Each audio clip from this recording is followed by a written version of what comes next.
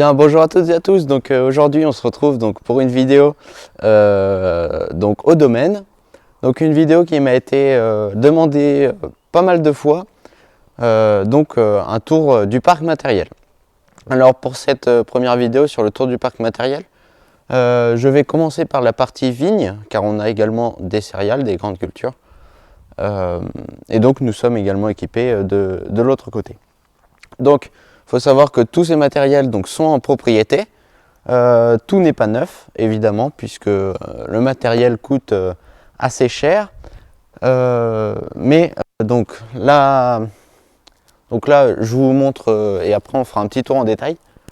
Donc la machine à vendanger va partir, elle va pas rester ici. On l'a revendue et on en a racheté une autre neuve qui devrait arriver courant mars. Et puis il faut savoir que donc là on a 4 enjambeurs, une machine à vendanger et 2 tracteurs interlignes, 2 tracteurs vignerons donc, qui passent entre les rangs, tandis que les enjambeurs donc enjambent un rang, ils passent autour. Donc oui, on a 4 enjambeurs, vous en voyez que 3, c'est pas que j'ai mal compté, c'est qu'il y en a un qui n'a malheureusement pas démarré, la batterie est HS. Donc on ira le voir après, parce que dans une exploitation viticole, si on a des tracteurs mais pas d'outils, ça sert à rien. Donc on ira faire un tour sous l'hangar viticole, même s'il y a un petit peu de partie céréales dedans, pour ce qu'il en est du reste du matériel. Donc je vous emmène faire un tour et puis vous allez me suivre. Allez, c'est parti. Bien, donc on va commencer par les enjambeurs. On va commencer par ici. On fera le meilleur pour la fin, entre guillemets. Donc on va partir du plus vieux à l'enjambeur le plus récent. Et puis on ira voir après l'autre enjambeur qui est sous l'hangar encore, au chaud. Bien, donc premier enjambeur, Bobar M55. Donc celui-ci, je crois qu'il a été acheté en 2018 pour remplacer un M50 ou un CC. Je vous le mettrai parce que je ne me rappelle plus. Donc ce tracteur il avait été refait entièrement, donc tous les roulements, les vérins qui avaient été réparés, une peinture complète. Vous pouvez voir que une peinture ça s'abîme très très vite, puis en plus là il est vraiment pas propre, je suis désolé, il a fait du rognage et puis depuis je crois qu'il n'a pas été lavé. Et donc ce tracteur on l'a refait cet hiver, on a refait le moteur. Donc on a quasiment tout refait dans le moteur, ainsi que l'embrayage. Donc c'est vrai que c'est quand même très confortable maintenant. On tournait, donc c'est un moteur 3 cylindres, on tournait sur 1 ou 2 cylindres, ça dépendait de son envie. Donc là, il tourne impeccable. Si vous avez fait attention, il manque le filtre à air encore, pour qu'il soit prêt à être utilisé. On passe au suivant, Bobar, tout récemment acheté au domaine et puis tout récemment refait également. Donc Bobar CC 70-77, 70 chevaux, moteur 5 cylindres, équipé de la prétailleuse à l'avant, également toute neuve. Elle est, donc on vient de l'acheter également d'occasion, hein, vous vous en doutez. On n'aime pas trop acheter du matériel neuf, tant qu'on peut acheter de l'occasion, le rénover, pour qu'il soit prêt à refonctionner. Donc on aime bien tout remettre à peu près à neuf lorsqu'on achète de l'occasion, pour faire un gros travail au départ, mais après ne plus être embêté. Donc le tracteur il a été complètement refait, enfin complètement, je vous dis complètement, toutes les pannes éventuelles qu'il avait, toutes les pannes, les jeux dans les axes, tout ça, toute la rouille, etc. a été traité. On a refait, alors vous pouvez difficilement le voir, ça a été bien fait, c'est Papy. Donc là, en fait, tout le bas était complètement rongé par la rouille. Et Papy a refabriqué donc le bas de la porte. Alors ça a pris un peu de temps, mais une fois que c'est fait, c'est quand même extra d'avoir un tracteur qui soit nickel. Les jantes ont été repeintes, les portes-outils, on a on a refait plusieurs trucs. Les portes-outils en fait sur ces enjambeurs là n'étaient pas livrés avec ces carrés ici. Alors je sais pas si on les voit bien, Donc papy en a refait également. Voilà. On a repassé des câbles, etc. Après, au niveau moteur, il était très propre. L'embrayage, tout ça, ça fonctionne merveilleusement bien. Donc on a refait pas grand chose au niveau du moteur. Si le préchauffage était HS, donc on l'a réparé. Parce que c'est vrai que nous, les enjambeurs peinent souvent à démarrer. Donc comme ça, on est tranquille maintenant. Donc batterie, alternateur, parce qu'on n'avait plus de contour. On a changé le siège, alors c'est pas un neuf, c'est de la récupération. Donc le siège qui est dedans, c'était le siège du PX qu'on avait avant, qui servait de machine à vendanger il y a fort longtemps. Donc voilà pour celui-ci. Donc celui-ci, il va faire tout ce qui est travail du sol, pré-taillage, du rognage. Donc avec une rogneuse un rang que l'on a acheté l'année dernière, que l'on a refaite pour s'en servir. Donc là, il est équipé avec la pré-tailleuse, mais c'est fini. Il nous reste juste à la nettoyer complètement. Il y a encore quelques petits trucs à Voilà, il y a une chaîne qui a sauté, etc. qu'il faut qu'on refasse. Sinon, voilà, donc il va faire du travail du sol, du rognage principalement, et puis voilà. Et celui-ci, donc le M55 qui est à côté, je vous ai pas dit. Celui-ci, donc il faisait le rognage. Alors on avait arrêté de l'utiliser depuis qu'on a celui-ci, parce qu'il fallait refaire le moteur, donc on avait arrêté de l'utiliser. Donc il a fait du rognage cette année, tous les travaux du sol, donc c'est le seul tracteur enjambeur qui en a fait cette année, enfin l'année dernière, pardon. Voilà. Donc ce tracteur, il avait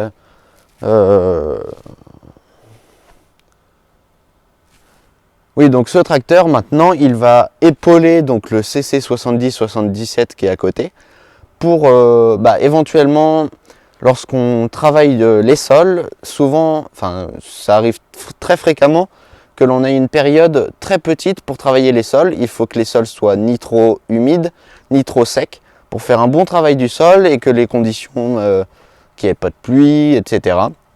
Et puis tout un tas d'autres paramètres. Et donc pour tout ça, il faut que on ait une puissance de tir, entre guillemets, qui puisse être suffisamment importante pour pouvoir faire tous les travaux du sol en un minimum de temps favorable. Donc ce tracteur, il va servir désormais à sortir les souches des vignes, au changement de piquet. Voilà, on met des caisses à l'arrière, on met les piquets, etc. Donc il va faire pas mal de bricolage entre guillemets, pas de travaux très durs, mais sûrement quand même un petit peu de travaux du sol parce que c'est un enjambeur qui est assez pratique. En fait, on est alors c'est un enjambeur qui est en, je vous ai pas dit, on est en 1m40 par 1m50 de hauteur. Donc nous on est planté en 1m55 de large. Et donc le tracteur est un peu moins large. Et ce qui fait qu'on n'est pas dans les mêmes ornières que celui-ci, etc. Bon, des fois, c'était un petit peu difficile. Et puis, en fait, du coup, les porte-outils sont moins écartés. Donc, on peine à attraper les extérieurs. Donc, celui-ci est en 1m55 par 1m60. Donc, celui-ci est un petit peu plus haut, mais il est à la bonne largeur. Alors, le choix s'est fait d'acheter un tracteur qui n'était pas forcément... qui était un petit peu plus grand que ce qu'il nous fallait, parce que c'était le seul quasiment sur le marché, car il y a très peu de tracteurs enjambeurs d'occasion sur le marché, à des prix convenables. Donc on s'est rabattu entre guillemets sur celui-là. Et puis il nous va très très bien, c'est un tracteur qui marche très bien. On a fait plusieurs heures de travaux, on a fini les travaux du sol avec celui-ci. Et non, franchement, c'est un très bon tracteur. Et à côté, donc, notre 808. Mais voilà, donc celui-ci, donc Bobard 808, il a un peu plus de 5000 heures. Donc, il est sur le pulvérisateur à vigne. Donc, alors, les rampes sont démontées, c'est normal. Il n'y a pas, donc, c'est un pulvérisateur 5 rangs. Enfin, il faisait que 4 rangs à la base et on y a mis 2 demi-rangs de chaque côté vers l'intérieur. Donc là, il est en mode hivernage. Il y a de l'antigel dedans. Et puis, donc là, il est prêt à refaire la saison. Il faudra juste qu'on remonte les rampes. Donc ce tracteur, il sert principalement à traiter, à faire les traitements phytosanitaires sur les vignes. Donc voilà. Et puis, on s'en sert également pour relever les fils. Vous l'avez vu en début d'hiver dans la vidéo sur le relevage des fils. Donc voilà, un tracteur c'est assez confortable. On est en boîte hydrostatique, c'est-à-dire qu'il n'y a pas de vitesse. C'est un flux d'huile qui entraîne les roues. Et donc on a juste une manette à pousser pour donner un mouvement aux roues. Alors il faut gérer la puissance du moteur. C'est pas comme dans les Fendt TMS. Mais voilà, ça se conduit très bien. Bon, la cabine, même s'il y a une cabine, c'est pas insonorisé. Hein, ça fait quand même du bruit. Donc il faut quand même un casque ou des écouteurs à réduction de bruit. Mais donc vraiment un bon enjambeur, ça se conduit bien, c'est très maniable. Hein. Tous les enjambeurs sont très maniables. On peut quasiment tourner à l'arrêt, enfin, on peut tourner quasiment sur place. Et puis donc voilà, donc ces deux tracteurs là plutôt partie travail du sol et celui-ci donc pulvérisateur. Maintenant, on va sur les interlignes, enfin sur l'interligne, on va passer sur le 364V. Donc tracteur que l'on a depuis 2005, il me semble, et on vient de refaire donc l'embrayage. L'embrayage qui avait lâché complètement. Papa était en train de faire des trous avec la tarière, donc pour complanter. Et l'embrayage a lâché dans le milieu du rang.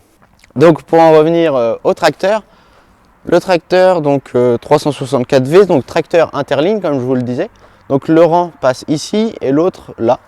Donc ce tracteur, lorsqu'il était tout seul, c'est-à-dire qu'on n'avait pas celui qui est à côté, il faisait donc le rognage, le broyage des sarments, le broyage de l'herbe. Qu'est-ce qu'il pouvait faire d'autre? L'engrais, il le fait toujours. Et puis, il faisait tous les travaux qu'on fait avec l'interligne, que vous pouvez voir au cours de l'année. Donc maintenant, il fait principalement du broyage d'herbe, de la poudreuse, comme on appelle chez nous. Je pense que c'est comme ça. C'est une machine qui se met à l'arrière et on va épandre donc du soufre en poudre sur les feuilles pour combattre l'oïdium.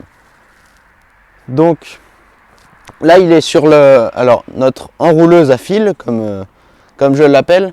Alors elle sert, elle, à enrouler les fils, par exemple, comme une parcelle qu'on veut arracher. Je vous ai fait une vidéo dessus. Si vous voulez aller voir, je vous mets la petite fiche. Donc maintenant, il va faire aussi un peu de bricolage, comme je le dirais. C'est-à-dire qu'il ne va pas faire de très gros travaux, très lourds. Il va faire des travaux assez légers quand on a besoin d'un petit tracteur pour aller emmener des piquets, etc.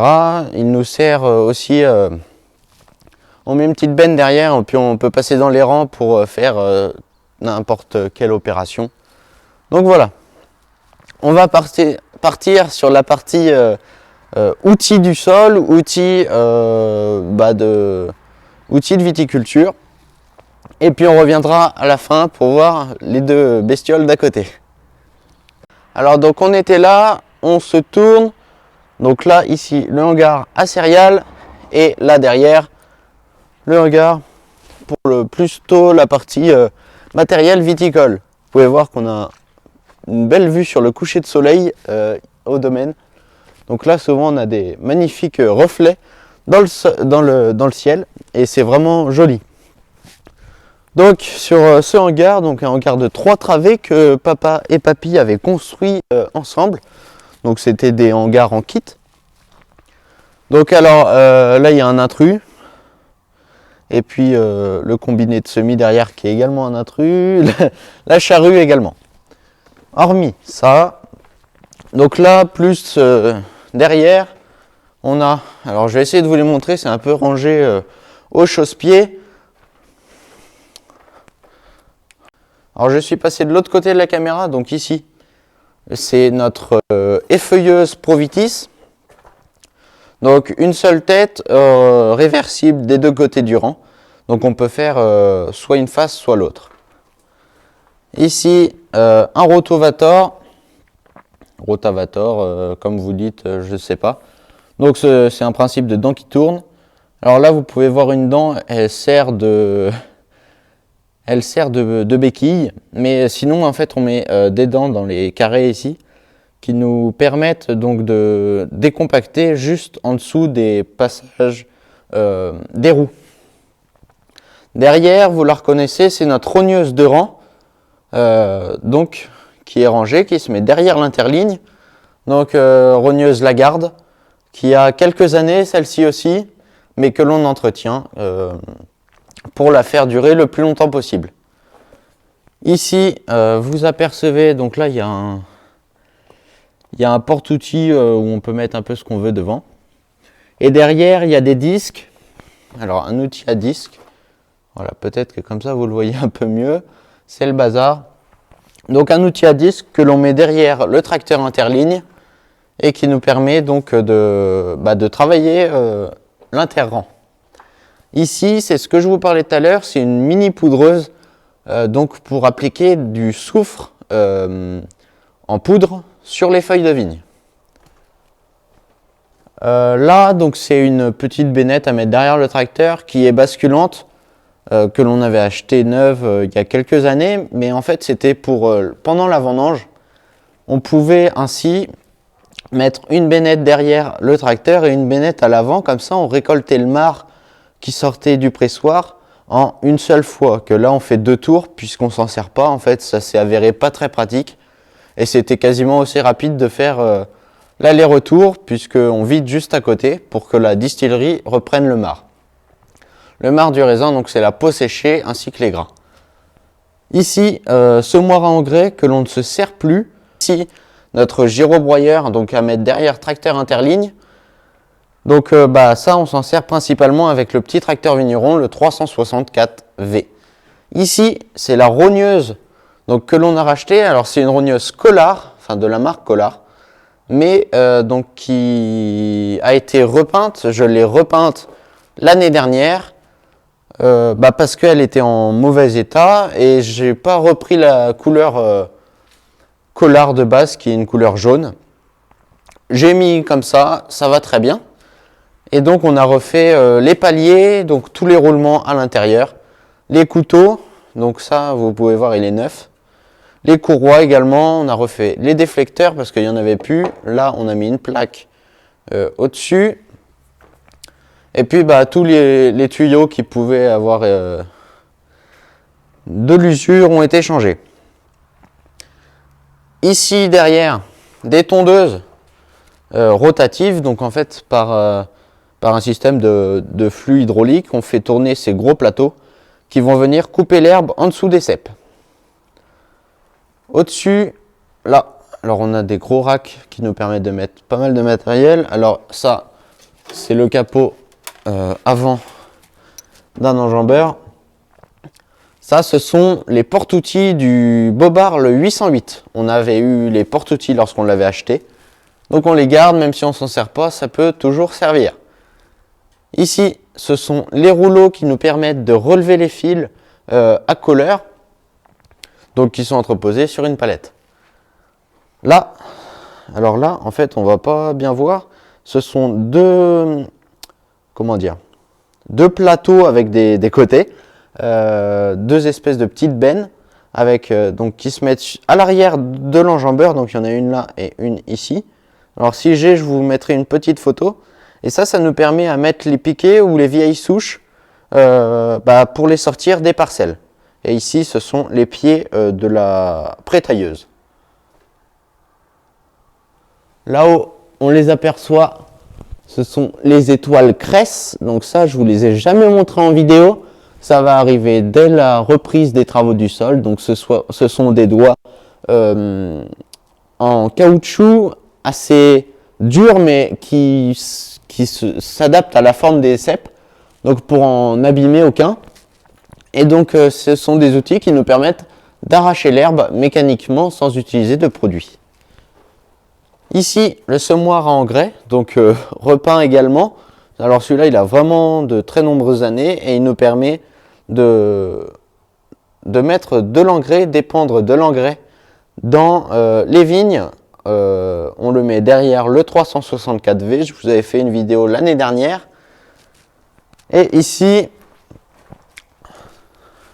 le tracteur de moins en moins utilisé, parce qu'il se fait vieillissant, et puis c'est un tracteur qu'on se sert donc pour deux principales choses. Donc vous pouvez voir, ce sont des rampes de désherbage. Alors bien sûr, ce sont des rampes que l'on utilise de moins en moins, parce que donc derrière moi, vous pouvez voir le dernier bobard, l'enjambeur qui n'a pas démarré, le CC55. Donc un tracteur qui a de très nombreuses années, qui est en état de marche. Bon, alors la peinture n'est pas neuve, ça se voit, et qui est donc sur les rampes de désherbage, donc qui nous servait à désherber les sols, c'est-à-dire qu'on applique un produit, un herbicide, sous le cavaillon, sur le cavaillon, c'est-à-dire en dessous des pieds de vigne, l'endroit le plus difficile à travailler mécaniquement. Et donc cette pratique se fait de moins en moins. Et donc un jour il ne nous servira plus, ces rampes ne nous serviront plus. Et il faudra qu'on lui trouve une autre utilité, ce qui ne sera pas un problème. Donc ce tracteur, il sert quasiment exclusivement pour ça. Et également pour planter des vignes. Alors on a un système qui nous permet de planter des vignes, c'est-à-dire qu'on va quadriller une parcelle avec un râteau un peu géant. Donc on va faire des lignes, et avec ce tracteur, donc Papy se met en haut, Papa se met en bas. Papy suit la ligne, alors il a une tige pour le guider, la ligne que l'on a fait avec le râteau auparavant.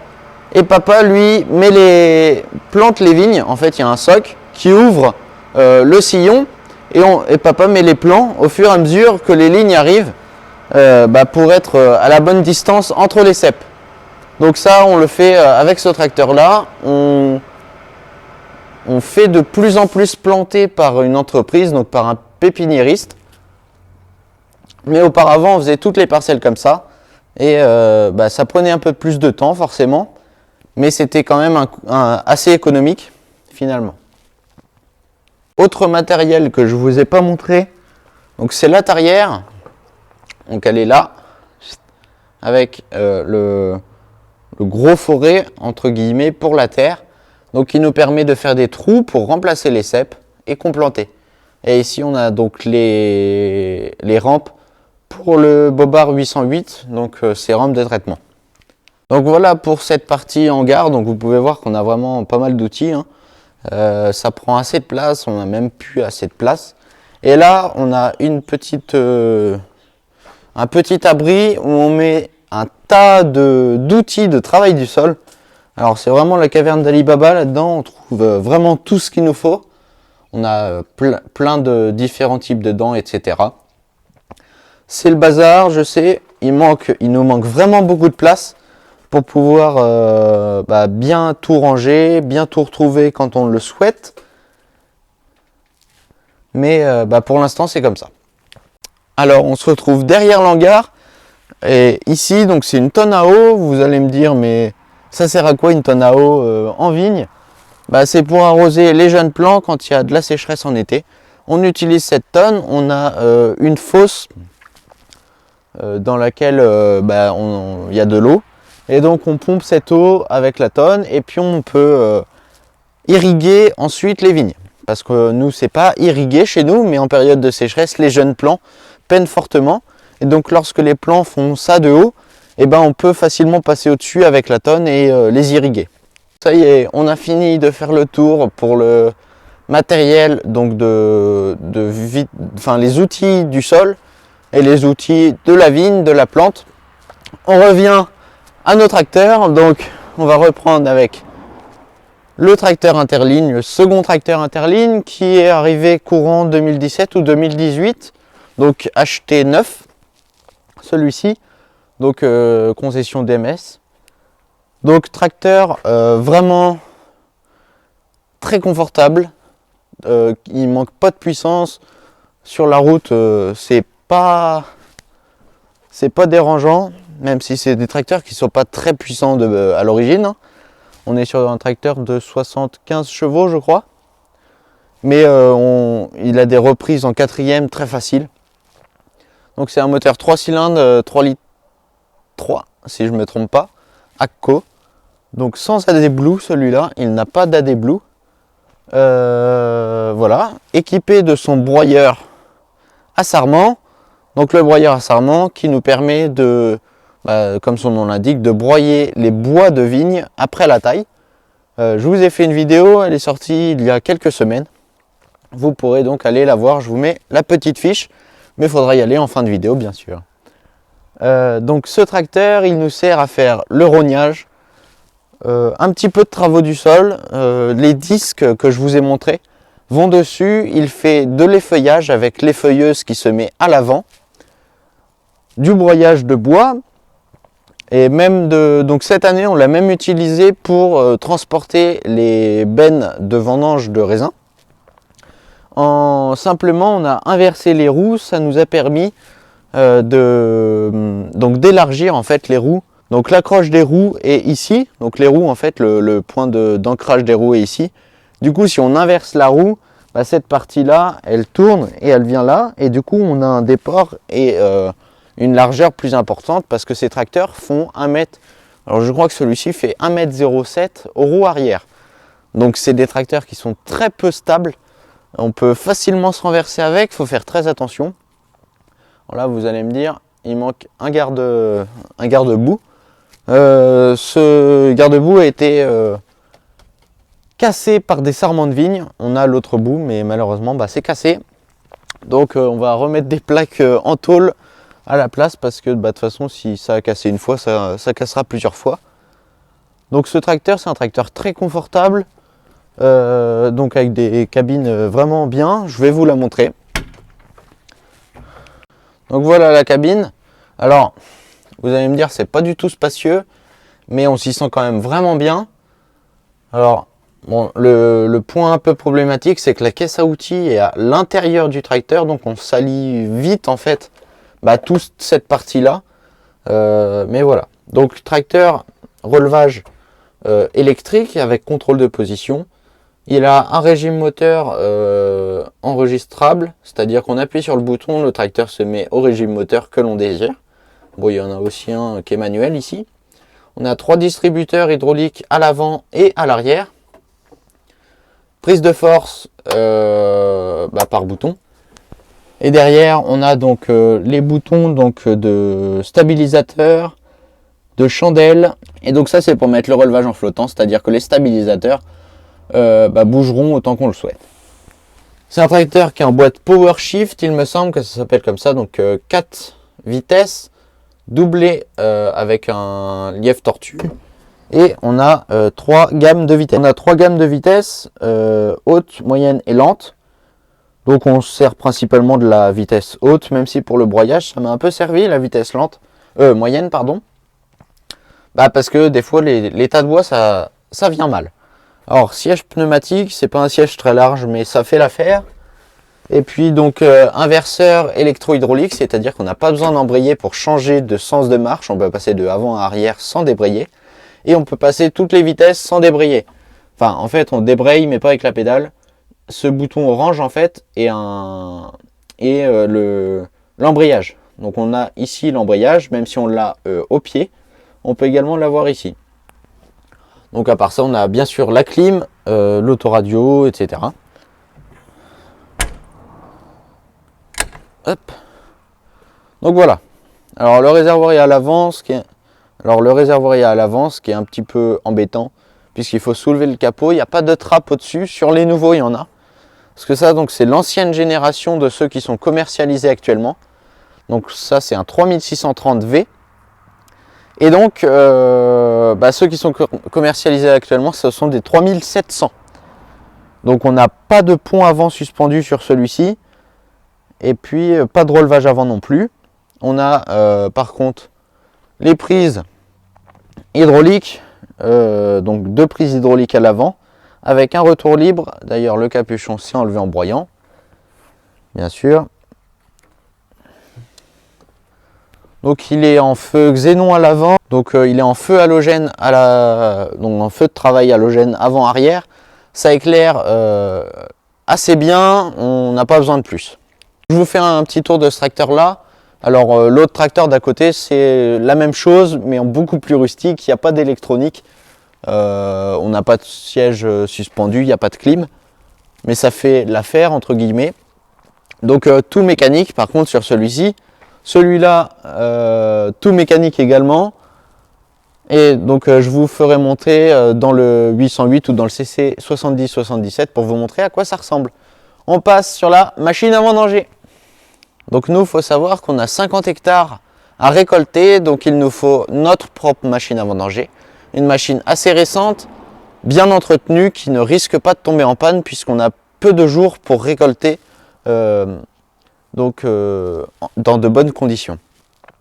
Donc nous étions donc sur cette machine-là, une New Holland 7030M, donc qui sert également en pulvérisateur. Je vais vous le montrer après, même s'il est sous l'hangar et qui a un peu de bazar devant. Donc une machine qui est de 2016 et donc qui a aujourd'hui 6 ans. Et cette machine commence à avoir de l'usure, hein, on la remarque. Alors elle n'est pas propre, elle est stockée sous l'hangar, elle a été rangée propre, comme si on repartait pour un jour de vendange, même plus, hein, je veux dire, elle était nickel. Et puis les pigeons qui nichent là-haut, ils ne sont pas embêtés, ils ne se sont pas dit que papa avait passé plusieurs heures à la nettoyer, donc il n'y aura plus qu'à le refaire avant qu'elle parte, puisque cette machine est vendue. Et une autre a été commandée neuve. On verra pour quelle machine on a opté dans plusieurs jours, plusieurs semaines, plusieurs mois. Je ne sais pas quand est-ce qu'elle va arriver. Normalement, elle devrait arriver pour la saison des traitements. Elle est arrivée au concessionnaire, on a été la voir. Voilà pour cette machine. Donc ça fait 126 ou 127 chevaux. Tête de récolte avec égreneur. Voilà, donc on a un tri excellent. On a une qualité de vendange qui est vraiment bien. De plus d'une cabine vraiment très confortable. On a pas mal de visibilité. Elle est un petit peu petite par contre. Et on va monter là-haut pour que vous voyez à quoi ça ressemble, donc l'intérieur d'une machine à vendanger. On va rentrer. Donc nous voilà à l'intérieur de la machine. Alors, donc siège confort, on a le siège chauffant et ventilé, il est pneumatique, il est réglable de partout. Très bien, donc ça c'est agréable. Frein à main électrique. Et donc on a une poignée multifonction. Donc poignée multifonction, donc avec toutes les fonctions principales de la machine. Ici on a le réglage du régime moteur, etc. Donc cette poignée multifonction, cette machine c'est également une machine hydrostatique.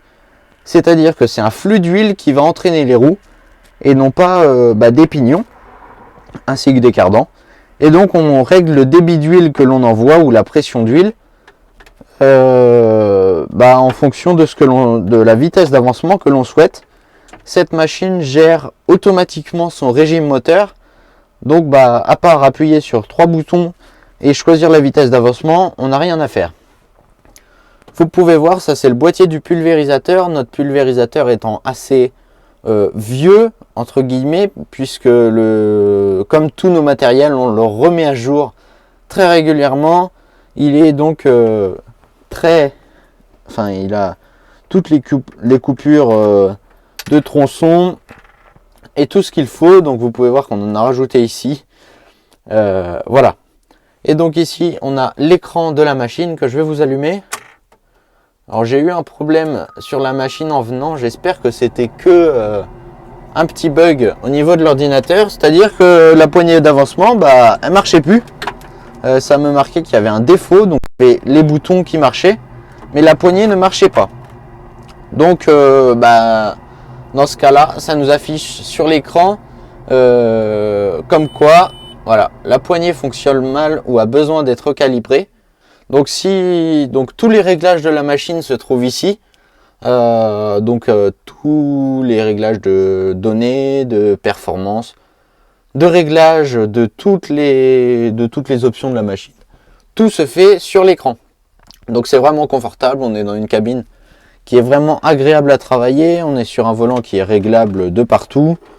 On a un petit frigo, on a l'autoradio Bluetooth, la clim, elle a les rétroviseurs électriques, deux caméras à l'arrière et en dessous à l'avant. Donc voilà pour ce qui est de l'intérieur de cette machine ainsi que de tous les autres tracteurs.